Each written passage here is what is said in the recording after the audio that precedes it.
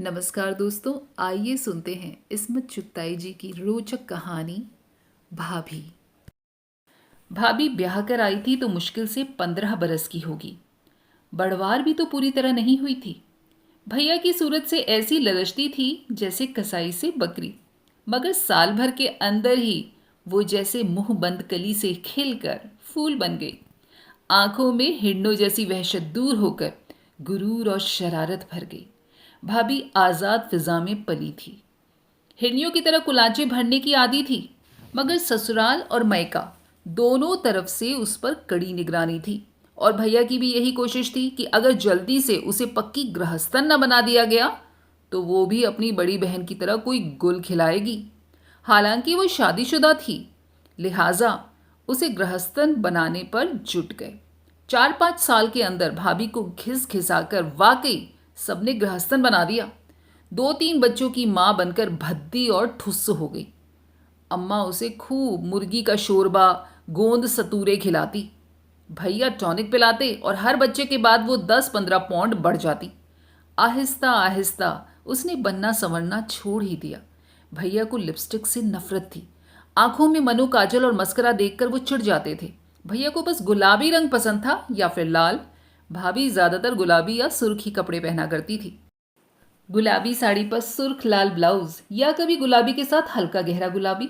शादी के वक्त उसके बाल कटे हुए थे, मगर दुल्हन बनाते वक्त ऐसे तेल चिपड़ कर बांधे गए थे कि पता ही नहीं चलता था कि वो परकटी मेम है। अब उसके बाल तो बढ़ गए थे, मगर पै दर पै बच्चे होने की वजह से वो जरा गंजी सी हो गई थी। वैसे भी वो बाल कस कर मैली धज्जी सी बांध लिया करती थी। उसके मियाँ को वो मैली कुचैली ऐसी ही बड़ी प्यारी लगती थी, और मैके ससुराल वाले भी उसकी सादगी को देखकर उसके तारीफों के गुण गाते थे।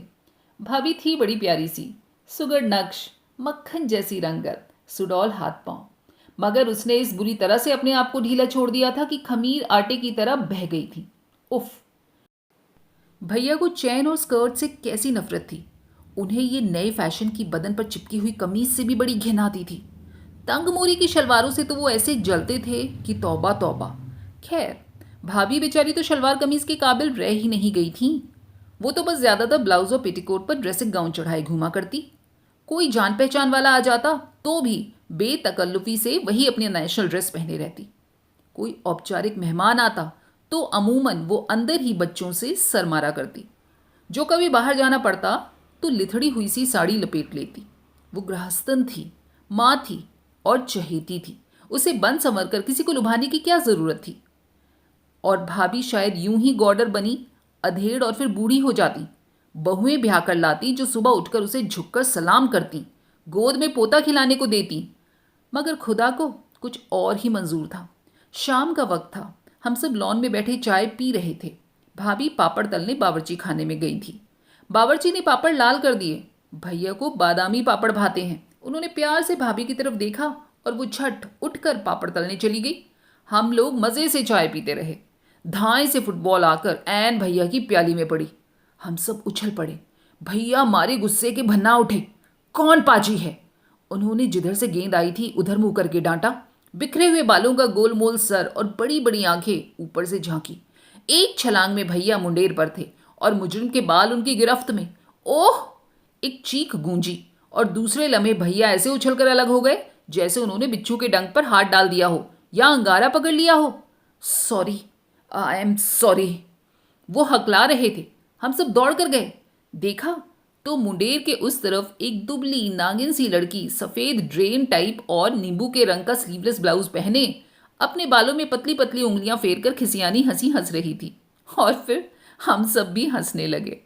भाभी पापड़ों की प्लेट लिए अंदर से निकली और बगैर कुछ पूछे ये समझकर हंसने लगी कि जरूर कोई हंसने की बात हुई होगी। उसका ढीला ढाला पेट हंसने से फुदकने लगा, और जब उसे मालूम हुआ कि भैया ने शबनम को लड़का समझकर उसके बाल पकड़ लिए तो और भी जोर जोर से कह कहे लगाने लगी कि कई पापड़ के टुकड़े घास पर बिखर गए। शबनम ने बताया कि वो उसी दिन अपने चचा खालिद जमील के यहाँ आई है। अकेले जी घबराया तो फुटबॉल ही लुढ़काने लगी, जो इत्तफाकन भैया की प्याली पर आ कूदी। शबनम भैया को अपनी तीखी मस्करा लगी आंखों से घूर रही थी। भैया मंत्रमुग्ध सन्नाटे में उसे ताक रहे थे। एक करंट उन दोनों के दरमियान दौड़ रहा था। भाभी इस करंट से कटी हुई जैसे कोसों दूर खड़ी थी। उसका फुदकता हुआ पेट सहम कर रुक गया। हंसी ने उसके होंठों पर लड़खड़ाकर दम तोड़ दिया। उसके हाथ ढीले हो गए।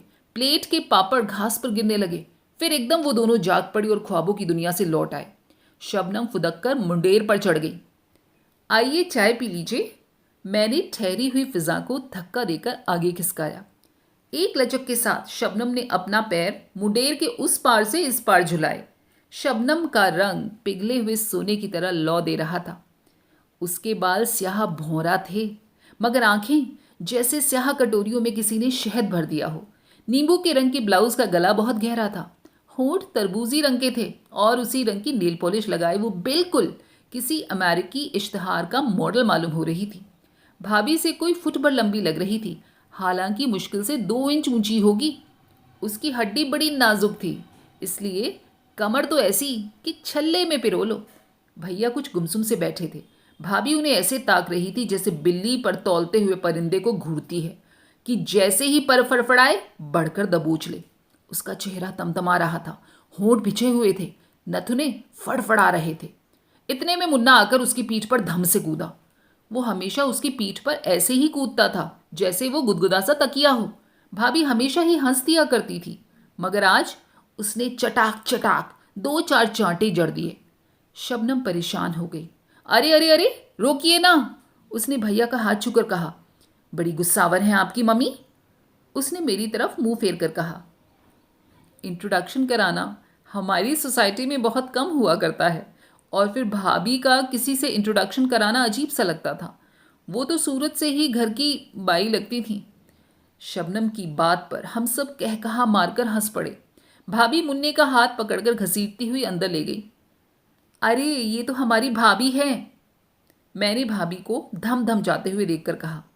भाभी? शबनम हैरत ज़दा होकर बोली। इनकी भैया की बीवी, मैंने कहा। ओह, उसने संजीदगी से अपनी नज़रें झुका ली। मैं समझी, उसने बात अधूरी छोड़ दी। भाभी की उम्र सिर्फ 23 साल है, मैंने वजाहत की। मगर डोंट बी सिली, शबनम हंसी। भैया भी उठकर चल दिए। खुदा की कसम, मैंने कहा। ओह जहालत, शबनम बोली। नहीं, भाभी ने मार्टेज से 15 साल की उम्र में सीनियर कैम्ब्रिज किया था, मैंने कहा। तुम्हारा मतलब है ये मुझसे 3 साल छोटी हैं? मैं 26 साल की हूँ, शबनम ने कहा। तब तो कतई छोटी हैं, मैं बोली। उफ, और मैं समझी वो तुम्हारी मम्मी हैं। दरअसल मेरी आंखें कमज़ोर हैं, मगर मुझे ऐनक से नफरत है। बुरा लगा होगा उन्हें। नहीं, भाभी को कुछ बुरा नहीं लगता। बेचारी। कौन? कौन भाभी? न जाने मैंने क्यों कहा। भैया अपनी बीवी पर जान देते हैं, सफिया ने बतौर वकील कहा। बेचारी की बहुत बचपन में शादी कर दी गई होगी, शबनम ने पूछा। 25-26 साल के थे। मगर मुझे तो मालूम भी न था कि 20वीं सदी में बगैर देखे शादियां भी होती हैं, शबनम ने हिकारत से मुस्कुराकर कहा। तुम्हारा हर अंदाज़ा गलत निकल रहा है शबनम। भैया ने भाभी को देखकर पसंद कर लिया था, तब शादी हुई, मगर तब वो कमल के फूल जैसी नाजुक और हसीन थी। फिर ये क्या हो गया शादी के बाद? शबनम ने पूछा। होता क्या, भाभी अपने घर की मलिका हैं, बच्चों की मलिका हैं, कोई फिल्म एक्ट्रेस तो है नहीं। दूसरे, भैया को सूखी मारी लड़कियों से घिन आती है। मैंने जानबूझकर शबनम को चोट दी, वो बेवकूफ़ न थी। भाई चाहे कोई मुझसे प्यार करे या ना करे, मैं तो किसी को खुश करने के लिए हाथी का बच्चा कभी ना बनूं। और मुआफ़ करना, तुम्हारी भाभी कभी कब बहुत खूबसूरत रही होंगी, मगर अब तो। ओह, आपका नज़रिया भैया से कितना अलग है। मैंने बात टाल दी, और जब वो बल खाती सीधी सुडौल टांगों को आगे पीछे झुलाती नन्हे नन्हे कदम रखती मुंडेर की तरफ जा रही थी। भैया बरामदे में खड़े थे। उनका चेहरा सफ़ेद पड़ गया था और बार बार अपनी गुद्दी सहला रहे थे, जैसे किसी ने वहां जलती हुई आग रख दी हो। चिड़िया की तरफ उदक कर वो मुंडेर फलांग गई। पल भर को पलटकर उसने अपनी शरबती आंखों से भैया को तौला और छलावे की तरह कोठी में गायब हो गई।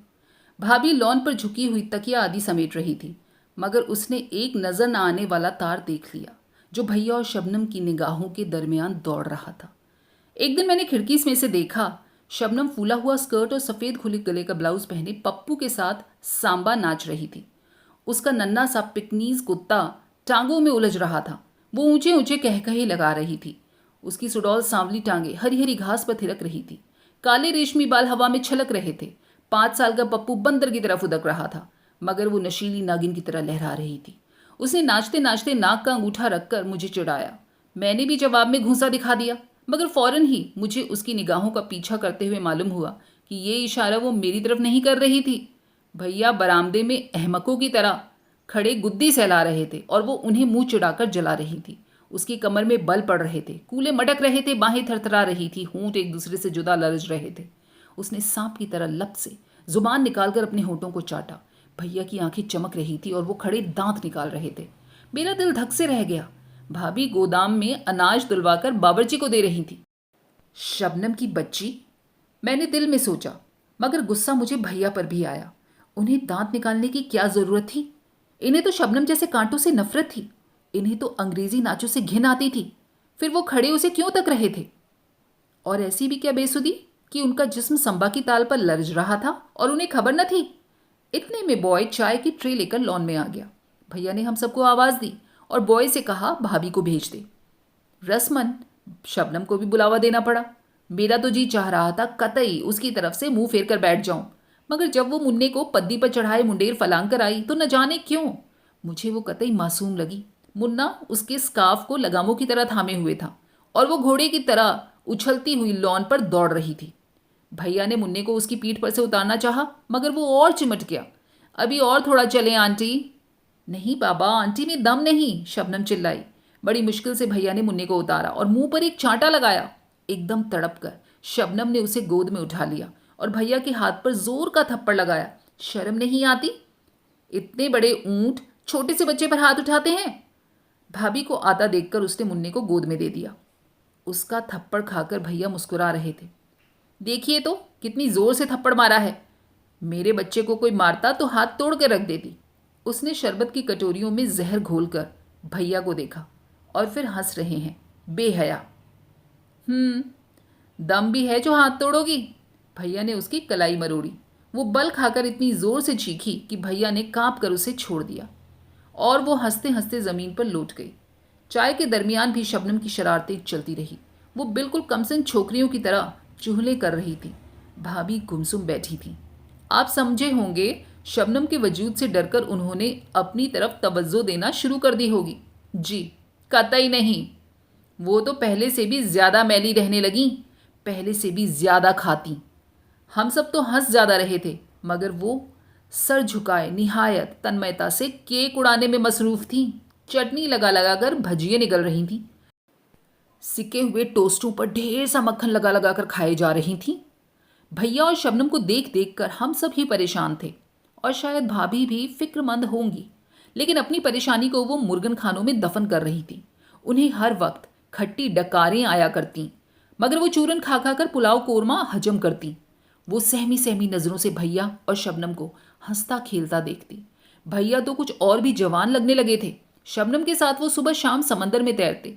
भाभी अच्छा भला तैरना जानती, मगर भैया को स्विमिंग सूट पहने औरतों से सख्त नफरत थी। एक दिन हम सब समंदर में नहा रहे थे। शबनम 2 धज्जियां पहने नागिन की तरह पानी में बल खा रही थी। इतने में भाभी जो देर से मुन्ने को पुकार रही थी आ गई। भैया शरारत के मूड में तो थे ही, दौड़कर उन्हें पकड़ लिया और हम सब ने मिलकर उन्हें पानी में घसीट लिया। जब से शबनम आई थी भैया बहुत शरारती हो गए थे। एकदम से वो दांत किचकिचाकर भाभी को हम सबके सामने भींच लेते, उन्हें गोद में उठाने की कोशिश करते, मगर वो उनके हाथों से बोम्बल मछली की तरफ फिसल जाती। फिर वो खिसिया कर रह जाते, जैसे कल्पना में वो शबनम को ही उठा रहे थे, और भाभी लज्जित होकर फौरन पुडिंग या कोई मजेदार डिश तैयार करने चली जाती। उस वक्त जो उन्हें पानी में धकेला गया तो वो गठरी की तरह लुढ़क गईं। उनके कपड़े जिस्म पर चिपक गए और उनके जिस्म का सारा भौंडापन भयानक तरीके से उभर आया। कमरे पर जैसे किसी ने रजाई लिपेट दी थी। कपड़ों में वो इतनी भयानक नहीं मालूम होती थी। ओह, कितनी मोटी हो गई हो तुम, भैया ने कहा। उफ, तोंद तो देखो, बिल्कुल गामा पहलवान मालूम हो रही हो।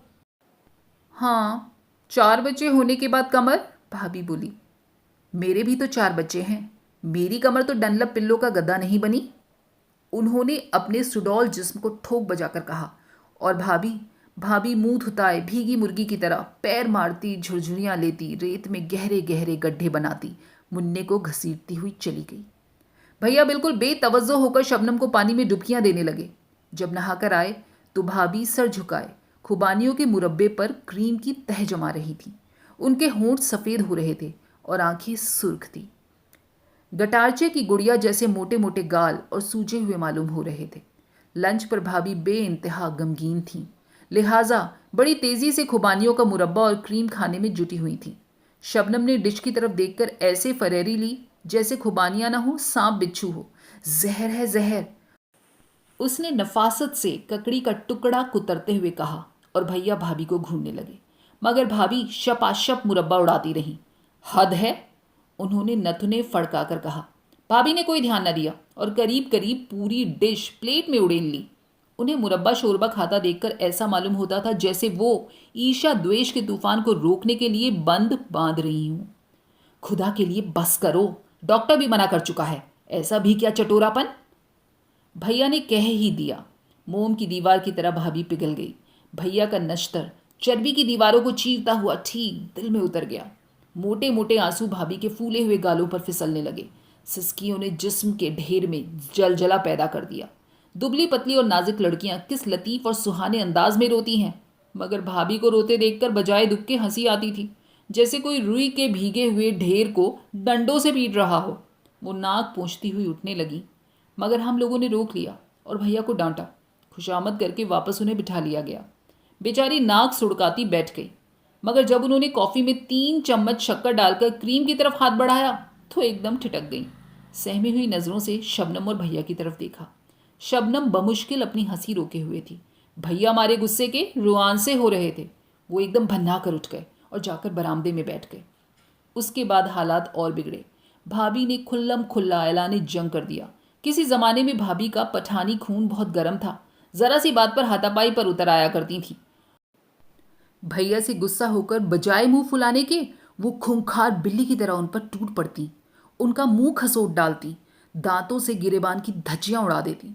फिर भैया उन्हें अपनी बाहों में भींच कर बेबस कर देते और वो उनके सीने से लगकर प्यासी डरी हुई चिड़िया की तरह फूट फूट कर रोने लगती। फिर मिलाप हो जाता और झेंपी खिसियानी वो भैया के मुंह पर लगे हुए खरोंचों पर प्यार से टिंचर लगा देती, उनके गिरेबान को रफू कर देती और मीठी मीठी शुक्रगुजार आंखों से उन्हें तकती रहती। ये तब की बात थी जब भाभी हल्की फुल्की तीतरी की तरह तर्रार थी, लड़ती हुई छोटी सी पश्चिमी बिल्ली मालूम होती थी। भैया को उन पर गुस्सा आने के बजाय और शिद्दत से प्यार आता, मगर जब उन पर गोश्त ने जिहाद बोल दिया वो बहुत ठंडी पड़ गई थी। उन्हें अव्वल तो गुस्सा ही ना आता और अगर आता भी तो फौरन इधर उधर काम में लगकर भूल जाती। उस दिन उन्होंने अपने भारी भरकम डील डॉल को भूलकर भैया पर हमला कर दिया। भैया सिर्फ उनके बोझ से धक्का खाकर दीवार से जा चिपके। रुई के गट्ठर को यूं लुढ़कते देखकर उन्हें सख्त घिन आई। न गुस्सा हुए न बिगड़े, उदास सर झुकाए कमरे से निकल भागे। भाभी वहीं पसर कर रोने लगी। बात और बढ़ी और एक दिन भैया के साले आकर भाभी को ले गए। तुफैल भाभी के चचा जात भाई थे। भैया उस वक्त शबनम के साथ क्रिकेट का मैच देखने गए हुए थे। तुफैल ने शाम तक उनका इंतजार किया। वो ना आए तो मजबूरन भाभी और बच्चों का सामान तैयार किया।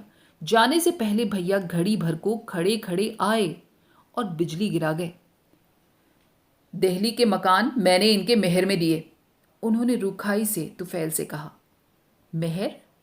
भाभी थर थर कांपने लगी। हाँ, तलाक के कागजात वकील के जरिए पहुंच जाएंगे, भैया बोले। मगर तलाक? तलाक का क्या जिक्र है? इसी में बेहतरी है। मगर बच्चे? ये चाहे तो उन्हें ले जाएं, वरना मैंने बोर्डिंग में इंतजाम कर दिया है। एक चीख मारकर भाभी भैया पर झपटी, मगर उन्हें खसोटने की हिम्मत न हुई। सहम कर ठिठक गई। मगर भाभी ने अपने नारित्व की पूरी तरह बेआबरूई करवा डाली। वो भैया के पैरों पर लौट गई, नाक तक रगड़ डाली। तुम मुझसे शादी कर लो, मैं कुछ ना कहूँगी, मगर खुदा के लिए मुझे तलाक न दो। मैं यूं ही जिंदगी गुजार दूंगी, मुझे कोई शिकायत ना होगी। मगर भैया ने नफरत से भाभी के थुलथुल करते जिस्म को देखा और मुंह मोड़ लिया। मैं तलाक दे चुका, अब क्या हो सकता है? मगर भाभी को कौन समझाता? वो बिलबिलाए चली गई। बेवकूफ़, तुफैल ने एक ही झटके में भाभी को ज़मीन से उठा लिया। गधी कहीं की, चल उठ। और वो उसे घसीटते हुए ले गए। क्या दर्दनाक समा था। फूट फूट कर रोने से हम भाभी का साथ दे रहे थे। अम्मा खामोश एक एक का मुंह तक रही थी। अब्बा की मौत के बाद उनकी घर में कोई हैसियत नहीं रह गई थी। भैया खुद मुख्तार थे, बल्कि हम सबके सरपरस्त थे। अम्मा उन्हें बहुत समझाकर हार चुकी थीं। उन्हें इस दिन की अच्छी तरह खबर थी, मगर क्या कर सकती थीं। भाभी चली गई। फिज़ा ऐसी खराब हो गई थी कि भैया और शबनम भी शादी के बाद हिल स्टेशन पर चले गए। ना ना ना, 7-8 साल गुजर गए, कुछ ठीक अंदाज़ा नहीं। हम सब अपने अपने घरों की हुई।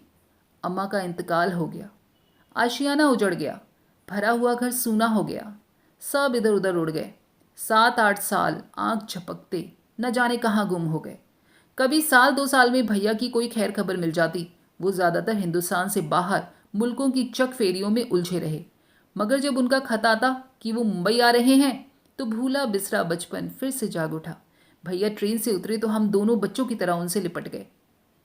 शबनम मुझे कहीं नजर ना आई। उनका सामान उतर रहा था।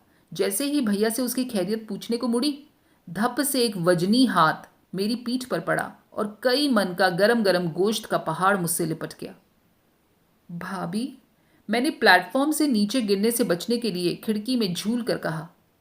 जिंदगी में मैंने शबनम को कभी भाभी ना कहा था। वो लगती भी तो शबनम ही थी, लेकिन आज मेरे मुंह से बेख्तियार भाभी निकल गया। शबनम की फुहार उन चंद सालों में गोश्त और पोस्त मांस त्वचा का लोंदा कैसे बन गई। मैंने भैया की तरफ देखा। वो वैसे ही दराज कद और छरहरे थे। 1 तोला गोश्त न इधर न उधर। जब भैया ने शबनम से शादी की थी तो सभी ने कहा था शबनम आज़ाद लड़की है, पक्की उम्र की है। जबकि भाभी भाभी शहजाद शहजाद को हमेशा भाभी ही कहा। हाँ, तो शहजाद भूली और कमसन थी, भैया के काबू में आ गई। ये नागिन इन्हें डसकर बेसुध कर देगी, इन्हें मज़ा चखाएगी। मगर मज़ा तो लहरों को सिर्फ चट्टान ही चखा सकती है। बच्चे बोर्डिंग में हैं, छुट्टी नहीं थी उनकी। शबनम ने खट्टी डकारों भरी सांस मेरी गर्दन पर छोड़कर कहा, और मैं हैरत से उस गोश्त के ढेर में उस शबनम को, उस फुहार को ढूंढ रही थी जिसने शहजाद माने की भाभी के प्यार की आग को बुझाकर भैया के कलेजे में नई आग भड़का दी थी। मगर ये क्या, उस आग में भस्म हो जाने से भैया तो और भी सच्चे सोने की तरह तपकर निखर आए थे। आग खुद अपनी तपिश में भस्म होकर राख का ढेर बन गई थी। भाभी तो मक्खन का ढेर थी, मगर शबनम ये तो झुलसी हुई टसियाली राख थी। उसका सांवला कुंदनी रंग मरी हुई छिपकली के पेट की तरह और जर्द हो गया था। वो शरबत घुली हुई आंखें गंदली और बेरौनक हो गई थी। पतली नागिन जैसी लचकती हुई कमर का कहीं दूर दूर तक पता न था। वो मुस्तकिल तौर पर हामिला मालूम होती थी। वो नाजुक नाजुक लचकीली शाखों जैसी बाहें मुग्दर की तरह हो गई थी। उसके चेहरे पर पहले से ज्यादा पाउडर थुपा हुआ था। आंखें मस्करा में लिथड़ी हुई थी। भवें शायद गलती से ज्यादा नुच गई थी, तभी इतनी गहरी पेंसिल घिसनी पड़ी थी। भैया रिट्स में ठहरे थे। रात को डिनर पर हम वहीं पहुंच गए। कैबरे अपने पूरे शबाब पर थे। मिस्री हसीना और छाती जैसे पेट को मरोड़िया दिया हो। उसके कूले दायरों में लचक रहे थे। सुडौल मरमरी बाजू हवा में थरथरा रही थी। बारीक शिफॉन में से उसकी रूपली टांगे हाथी दांत के तराशे हुए सतूनों खंभों की तरह फड़क रही थी। भैया की भूखी आंखें उसके जिस्म पर बिच्छुओं की तरह रेंग रही थी। वो बार बार अपनी गुद्दी पर अनजानी चोट सहला रहे थे। भाभी, जो कभी शबनम थी, मिस्री रक्कासा नर्तकी की तरह लहराई हुई बिजली थी, जो एक दिन भैया के होशो हवास पर गिरी थी, आज रेत के ढेर की तरह भसकी बैठी थी। उसके मोटे मोटे गाल खून की कमी और मुस्तकिल स्थायी बदहजमी की वजह से पीलेपन की ओर अग्रसर हो रहे थे। नियॉन लाइट्स की रोशनी में उसका रंग देखकर ऐसा मालूम हो रहा था जैसे किसी अनजाने नाग ने डस लिया हो।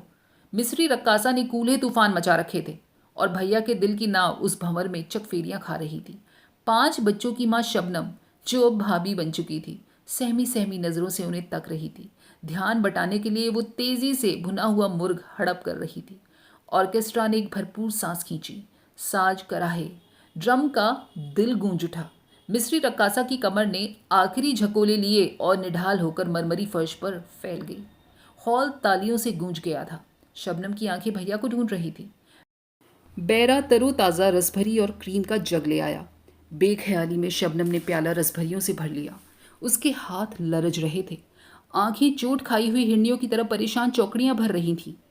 भीड़ भाड़ से दूर हल्की अंधेरी बालकनी में भैया खड़े मिस्री रक्कासा का सिगरेट सुलगा रहे थे। उनकी रसमयी निगाहें रक्कासा की नशीली आंखों में उलझ रही थी। शबनम का रंग उड़ा हुआ था और वो एक उबड़ खाबड़ पहाड़ की तरह गुमसुम बैठी थी। शबनम को अपनी तरफ तकता देखकर भैया रक्कासा का बाजू थामे अपनी मेज पर लौट आए और हमारा तारुफ कराया। मेरी बहन। उन्होंने मेरी तरफ इशारा किया। रक्कासा ने लचक कर मेरे वजूद को मान लिया। मेरी बेगम। उन्होंने ड्रामाई अंदाज में कहा, जैसे कोई मैदान जंग में खाया हुआ जख्म किसी को दिखा रहा हो। रक्कासा स्तब्ध रह गई, जैसे उनकी जीवन संगनी को नहीं, खुद उनकी लाश को खून में लथपथ देख लिया हो। वो भयभीत होकर शबनम को घूरने लगी। फिर उसने अपने कलेजे की सारी ममता अपनी आंखों में समोकर भैया की तरफ देखा। उसकी एक नज़र में लाखों फसाने पोशीदा थे।